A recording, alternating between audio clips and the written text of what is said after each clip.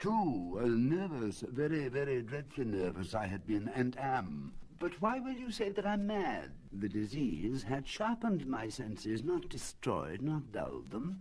Hearken, and observe how healthily, how calmly I can tell you the whole story.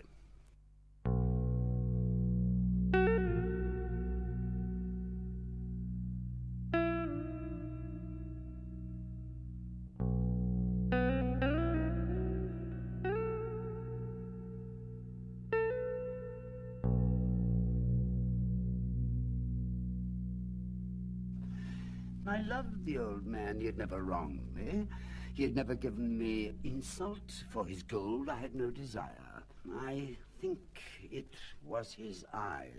He had the eye of a vulture. Wherever it fell upon me, my blood ran cold, and so by degrees, very gradually, I made up my mind to take the life of the old man, and thus rid myself of the eye forever. Every night, about midnight, I turned the latch of his door and opened it very, very slowly, so that I might not disturb the old man's sleep. It took me an hour to place my whole head within the opening so far that I could see him as he lay upon his bed. And this I did for 7 long nights, every night, just at midnight. And every morning, when the day broke, I went boldly into his chamber and spoke courageously to him, calling him by name in a hearty tone and inquiring how he had passed the night. So, you see, he would have been a very profound old man indeed to suspect that every night just at 12 I looked in upon him while he slept. Upon the 8th night, I was more than usually cautious in opening the door. His room was as black as pitch, with a thick darkness. I had my head in and was about to open the lantern when my thumb slipped upon the tin fastening and the old man sprang up in the bed crying out, "Who's there?" For a whole hour I did not move a muscle, and in the meantime I did not hear him lie down.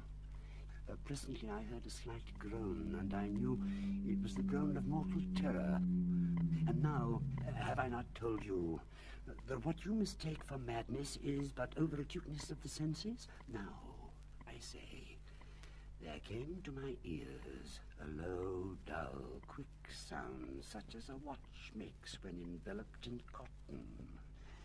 I knew that sound well, too. It was the beating of the old man's heart. It increased my fury as the beating of a drum stimulates the soldier into courage. But even yet I refrained and kept still. I scarcely breathed. And meantime the hellish tattoo of the heart increased. It grew quicker and quicker. The old man's terror must have been extreme. It grew louder, I say, louder every moment. Do you mark me well? I told you that I'm nervous, so I am. And now, hour of the night, amid the dreadful silence of that old house, so strange a noise as this excited me to uncontrollable terror. I thought the heart must burst, and now a new anxiety seized me. The sound would be heard by a neighbor.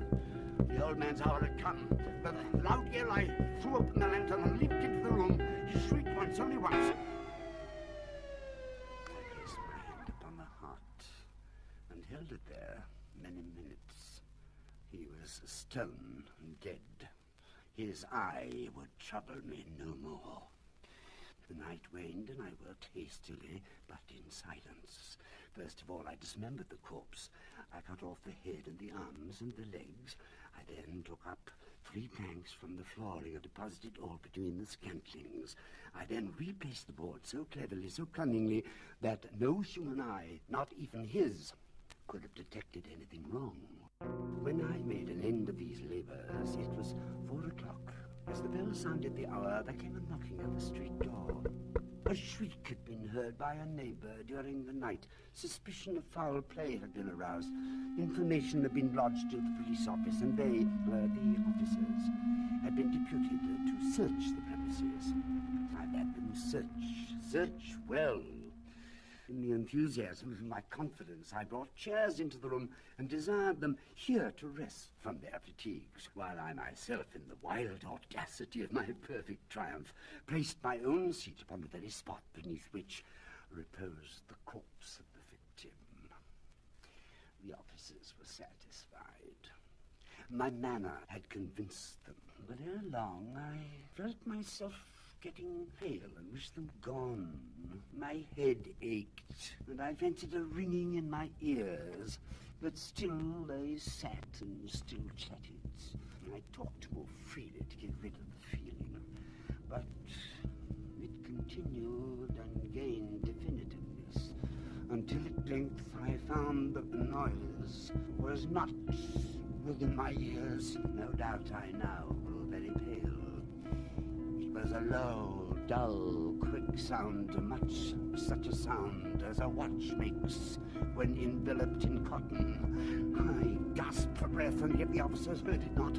I arose and argued about trifles in a high key, and with violent gesticulations, but the noise steadily increased. Why would they not be gone? So God! What could I do?